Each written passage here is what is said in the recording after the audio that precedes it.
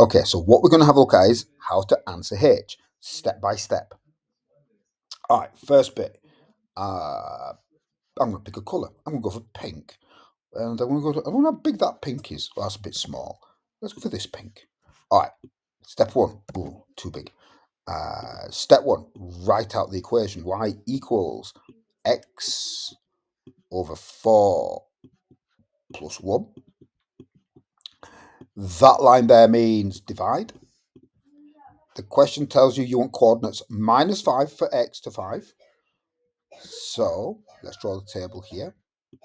For x, we're going to go from -5 all the way to 5. Oh, 4, 3, 2, 1, 0.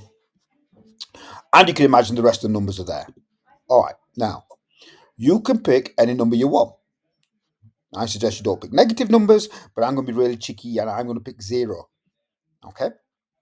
Now, the reason I pick 0, because if you pick 0, you end up with y equals 0 divided by 4 plus 1.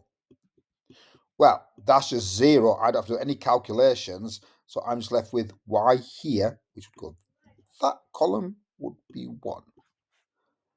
The next one I'm going to do is y equals 1, because, well, that's really easy. So x equals 1. So when x equals 1, we write it out, y equals, instead of x, this time we're doing x equals 1, or x is the same as 1. We don't write x, we write 1 over 4 plus 1, and that will give you 1.25. Or if you want to be like me, you can keep it as a fraction, which would be, well, that doesn't say 5, that says 4. 1.25. If you want to do it like me, that would be 5 over 4.